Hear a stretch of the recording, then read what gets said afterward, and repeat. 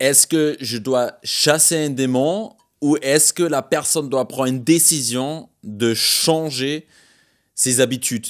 Autrement dit, se repentir. Ça, c'est la thématique de cette vidéo maintenant qu'on va regarder ensemble parce que c'est une question importante qu'on doit se poser. Qu'est-ce qu'il faut faire quand quelqu'un a besoin d'une intervention divine? Est-ce que c'est la repentance ou est-ce que c'est une action de puissance par le Saint-Esprit dans la délivrance, que c'est un mauvais esprit qui l'empêche la personne à avancer?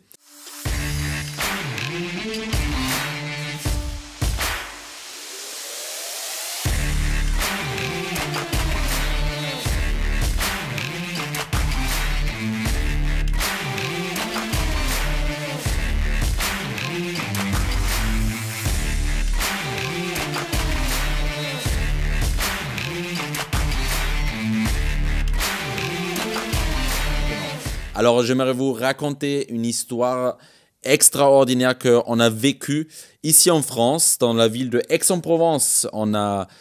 J'aime bien les histoires, premièrement, parce que c'est la vraie vie et c'est là où on expérimente des choses. C'est une histoire où c'était vraiment un possédé. J'ai déjà expliqué dans une autre vidéo la différence entre... moi, en général, je ne dis pas posséder à quelqu'un, mais là, dans cette situation-là, je dirais que c'était un possédé et qu'on a commencé à chasser un démon de cette personne-là. On était à Aix-en-Provence, c'est une jolie ville, en France, et on a fait une sortie, des équipes de 2 qui sont parties pour parler de Jésus. Et là, on a fini et on retourne vers le parking où notre voiture est garée. Et sur le chemin, dans la rue, on entend déjà de loin, on entend quelqu'un de hurler, mais de hurler. Et on s'est déjà dit, qu'est-ce qui se passe?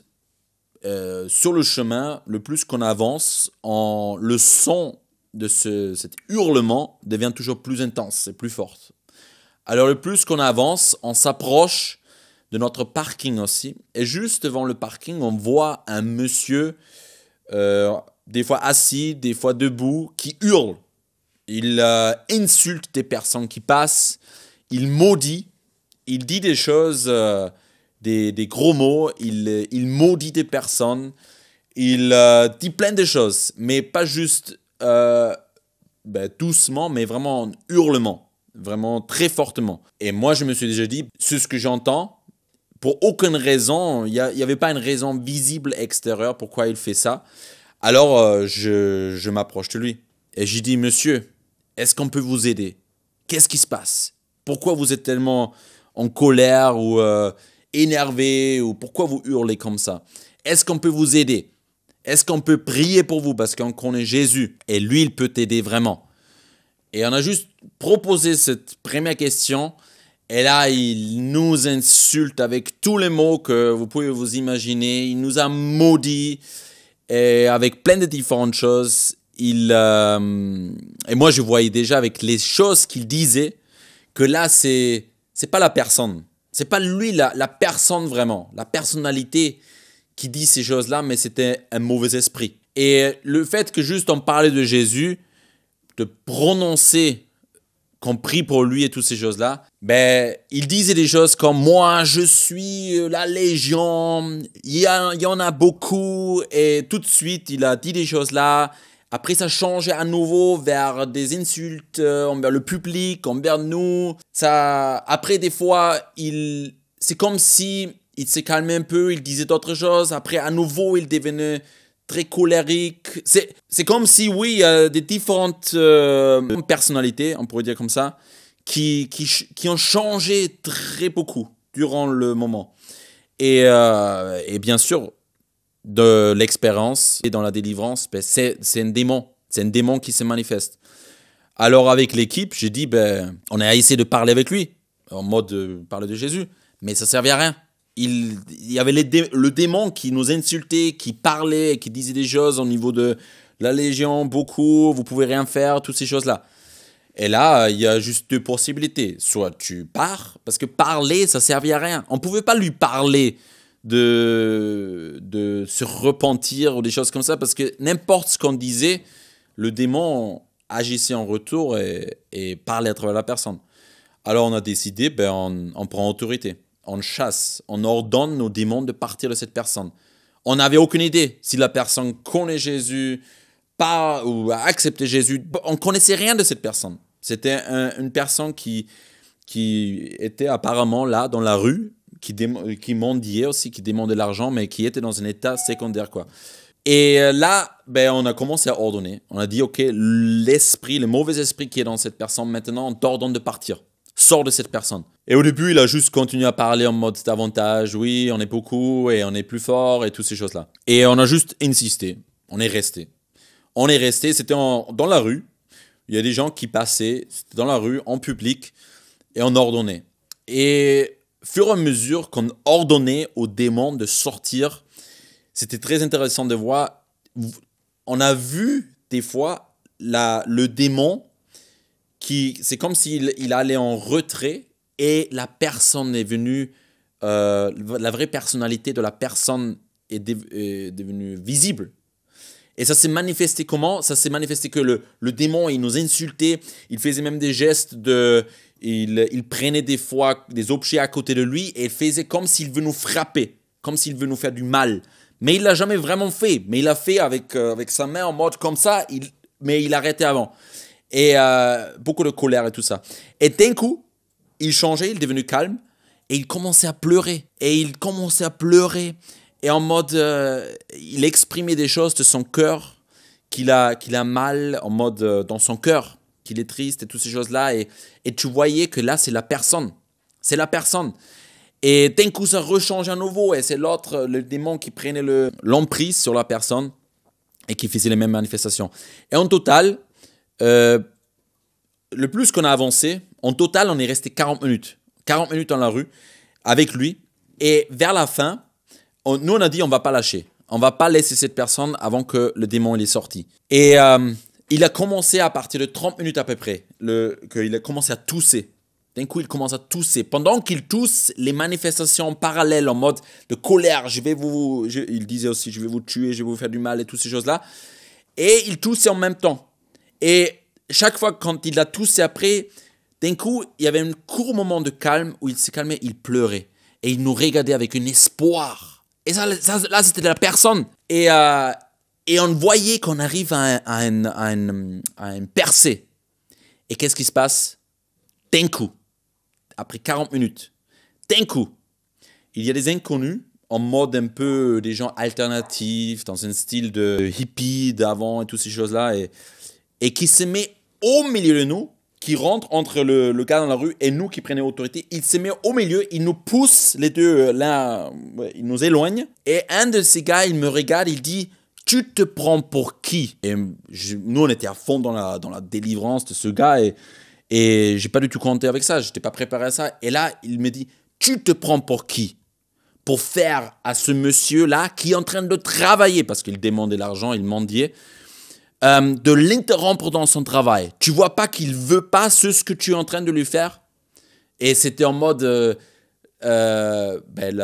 l'approche et l'attaque un peu dans l'humanisme, tous ces trucs-là que il t'a pas demandé quelque chose, moi je savais pas comment réagir, j'étais vraiment attaqué dans ce moment-là, je savais pas comment réagir, je savais pas quoi répondre. Je te prie de court spirituellement avec cette parole, tu te prends pour qui?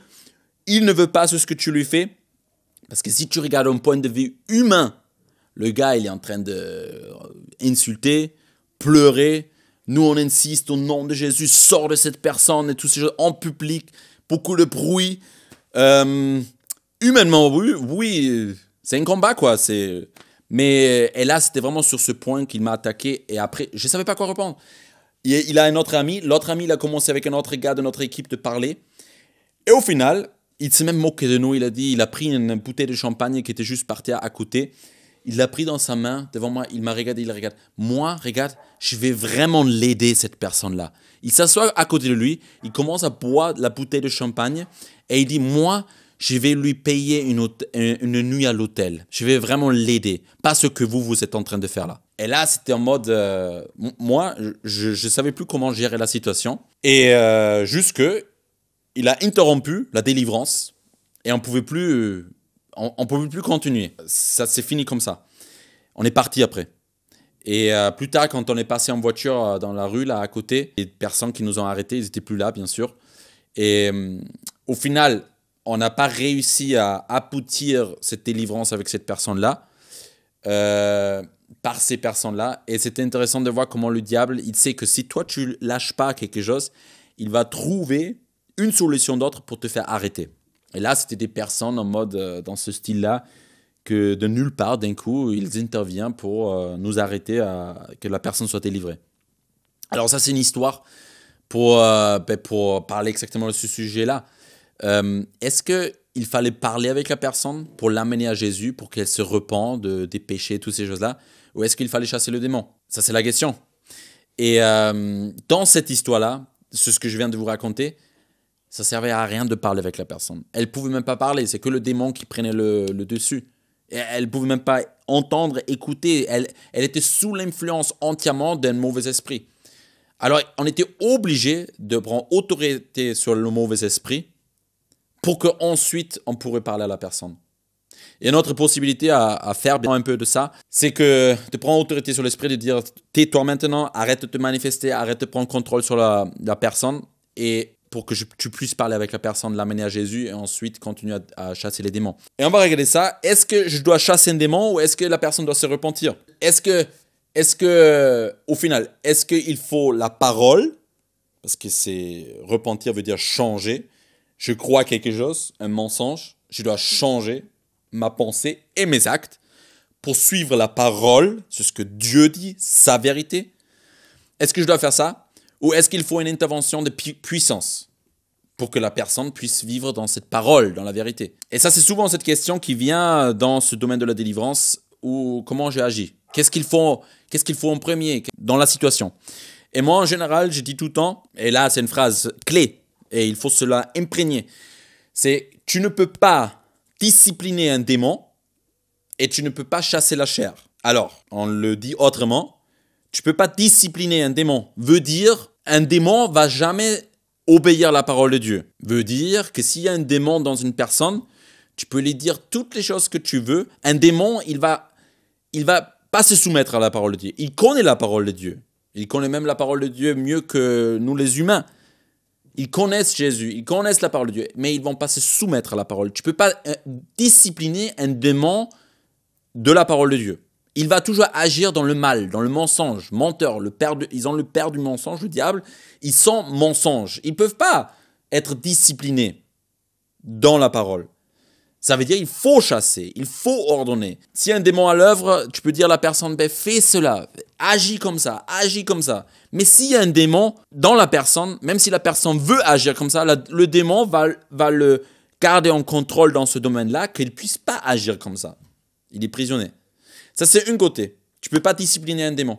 Et de l'autre côté, tu ne peux pas chasser la chair. La chair dans le sens qu'on vit dans un monde déchu. On vit aujourd'hui sur la terre. Il y a encore le péché. Il n'y a pas encore la nouvelle terre que Jésus va faire et toutes ces choses-là. Il y a encore le péché. Il y a encore le temps de grâce que chaque personne puisse se repentir et venir à Jésus. On est encore dans cette situation-là. Et ça veut dire qu'on est tenté. Il y a notre chair, notre nature humaine sous l'influence du péché, où on est tenté et on décide. Dieu nous a donné la liberté de choisir et on peut décider. Et ça, c'est notre chair. On a des envies. Ma chair a envie de manger. Ma chair a envie de certaines choses naturelles humaines. Et c'est dans ces choses naturelles humaines aussi que je peux tomber dans le péché. Et c'est ma décision.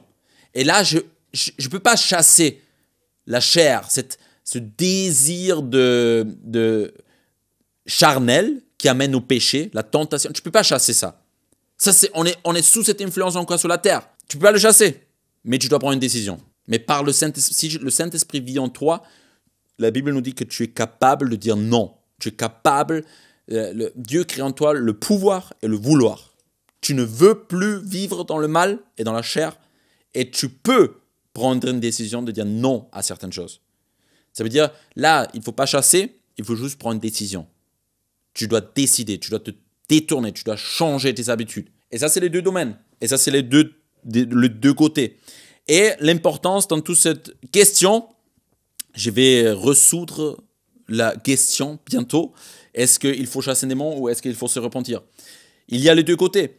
Et si on va dans un côté, si on exclut l'un de l'autre, si on dit oui, il faut que ça ou il faut que ça, il y a toujours des extrêmes, il y a des problèmes. Il y a des problèmes. Et on voit même dans la Bible, quand on regarde Éphésiens 6, 17, c'est l'armure chrétien, et à la fin, il dit « Prenez aussi le casque du salut », et ensuite, « Et l'épée de l'esprit qui est la parole de Dieu ». L'épée de l'esprit qui est la parole de Dieu. Il y a la parole de Dieu, il y a l'esprit de Dieu.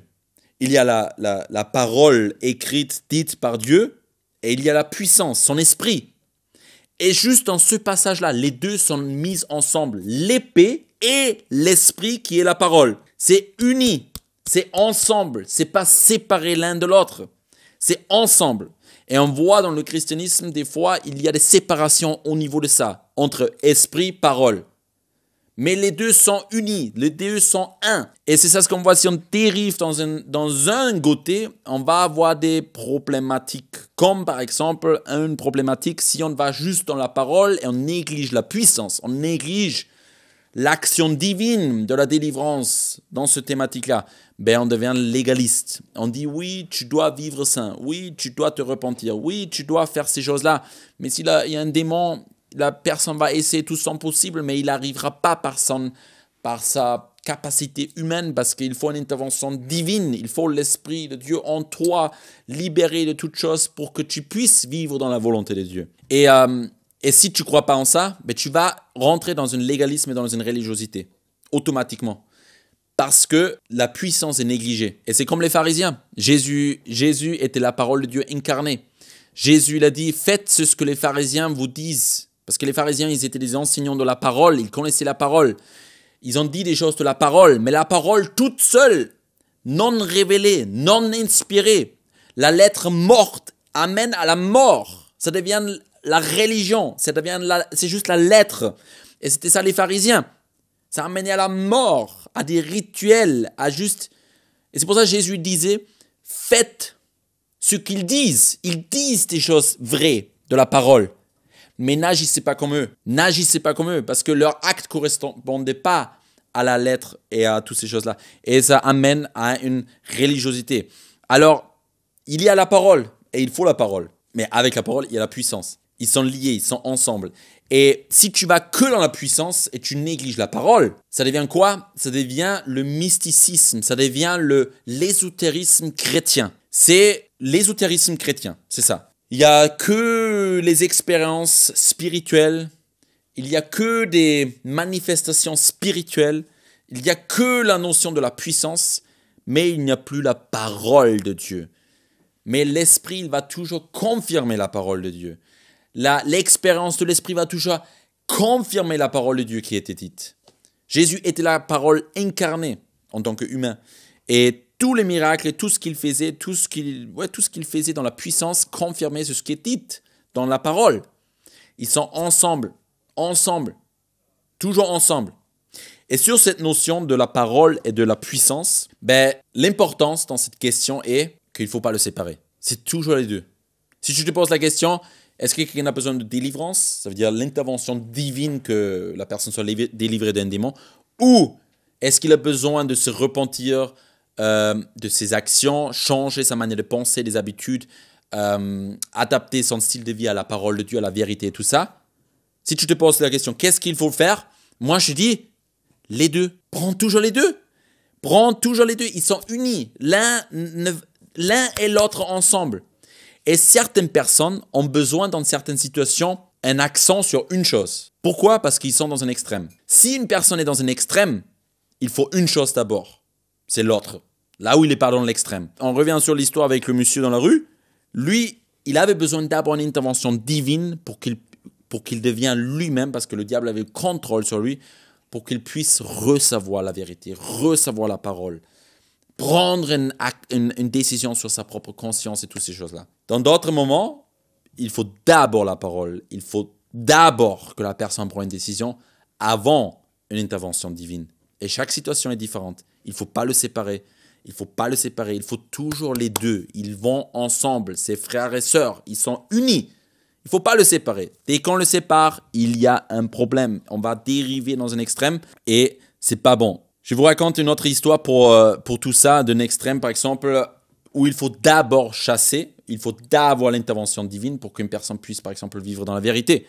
C'était un musulman, par exemple, un musulman que je partageais l'évangile et il disait, quand je partageais l'évangile, sa première réaction, ça veut dire il a reçu la parole, je l'ai mis au défi de changer sa manière de penser, de voir des choses pour suivre Jésus en tant que Messie sauveur. Sa première réaction est pas tout ce que tu as dit est vrai. Le moment où Jésus est mort et ressuscité, ça c'est pas bon. Je crois en tout le reste, mais Jésus n'est pas mort et ressuscité, il est direct monté dans le ciel. Ça enlève toute la puissance de la croix si Jésus monte directement dans le ciel. Alors je le confrontais, je lui dis ça, que si Jésus n'est pas mort et ressuscité, toi et moi, on doit mourir pour notre péché. On doit payer pour ça. Alors, il a vu que c'est une confrontation, il voulait quitter la conversation, et je dis, avant que tu pars, est-ce que je peux prier encore pour toi? Il a dit oui, je prie. Et là, pendant que je prie, à la fin, je demande, est-ce que tu as ressenti quelque chose? Et il dit, oui, j'ai senti des vomissements dans tout mon corps, et c'était bizarre et tout. Et je posais la question, est-ce que tu as une idée de ce que ça peut être? Et il dit oui. Il dit, ça, c'était un démon. Et moi, je me suis dit, tu dis là maintenant que c'est un démon en toi qui se manifeste. Et il dit oui. Et il me regarde, il dit, ton histoire de Jésus, c'est ce que tu m'as dit, c'est la vérité. Il faut que tu pries pour moi. C'était en même pas 2 minutes, ce changement. Au début, la vérité, la parole. La personne dit, non, Jésus n'est pas mort et ressuscité. Il ne pouvait pas se repentir sur ça parce qu'il avait une conviction qui était différente. Ok, la parole, il a reçu la parole. Il voulait partir, mais après il y avait l'intervention divine par la prière. L'intervention divine par la prière, la puissance du Saint-Esprit. Et le Saint-Esprit a touché un point où un démon se manifestait. Et suite à ce démon qui s'est manifesté, il a vu que ça c'est la vérité. Le changement. La parole avec la puissance. Des fois, dans cette situation-là, j'ai partagé la parole, mais la personne n'était pas capable, ou je ne sais pas s'il était capable, en tout cas elle a montré qu'elle ne croit pas en ça. Mais l'intervention divine l'a rendu capable de voir et de reconnaître. Ça c'est une situation. J'ai d'autres situations, d'autres histoires que je vais raconter dans d'autres vidéos encore qui vont venir. C'est où des personnes ne pouvaient pas prendre une décision pour Jésus, ou ne pas prononcer le nom de Jésus, par répéter une prière de donner ma vie à Jésus ou des choses comme ça, parce qu'il y avait des démons, on a prié, ils étaient délivrés, et ensuite ils arrivaient de prononcer. Alors ça c'est des situations individuelles. Et une autre situation d'un monsieur où je disais clairement, je ne prie pas pour toi, parce que d'abord toi tu dois prendre une décision. Ça c'est l'autre extrême. Et c'était un jeune homme qui voulait expérimenter quelque chose avec le Saint-Esprit, d'avoir une bonne expérience avec le Saint-Esprit. Et parce qu'il y a 1 an, on a prié pour lui, et il a été rempli du Saint-Esprit, il a vécu des choses énormes, et c'était trop fort, il a dit. Et là, il revenait, on a prié pour lui, c'était pour le baptême Saint-Esprit. Et là, il disait, je sais pas, c'est pas la même chose, il n'y a rien qui se passe en moi et toutes ces choses-là. Et là, je lui demande juste quelques questions. Est-ce que tu es baptisé dans l'eau? Il dit non. Je dis pourquoi? Il dit, je sais que si je me laisse baptiser, je dois changer des choses dans ma vie. Moi, je le regarde et je dis, mais t'es sérieux là? Je veux dire, c'est quoi? Il dit, je vis dans une relation avec une fille, on a des rapports sexuels et je veux pas me marier. Je dis, ok, alors, pour résumer, tu veux expérimenter la croix, Jésus, le Saint-Esprit, tu veux avoir une expérience avec Jésus, c'est ce que tu dis, mais tu veux pas vivre selon sa parole. Parce que sa parole dit que le mariage, c'est l'alliance dans laquelle on vit la sexualité, mais pas avant. Alors, si tu veux tellement avoir cette expérience de la sexualité qui est de Dieu, pourquoi tu ne te positionnes pas pour prendre une alliance avec ta femme? Et c'est pour ça, si tu fais la même chose avec Jésus, tu veux l'expérience avec Jésus sans t'engager avec Jésus par le baptême. C'est ce que tu vis dans ton couple, c'est la même chose, c'est ce que tu vis avec Jésus. Tu veux juste pour toi une expérience, mais la personne, tu t'en fous au final. Et là, je lui dis, je ne vais pas prier pour toi. Tu dois prendre une décision. Jésus n'est pas mort à la croix pour toi pour que tu aies une bonne expérience qui est juste pour toi. Non, il veut vivre une relation avec toi. Il veut avoir une alliance avec toi. Et là, je lui dis clairement, je ne prie pas pour toi. N'importe quel est ton problème, je ne prie pas pour toi. Tu dois prendre une décision d'abord.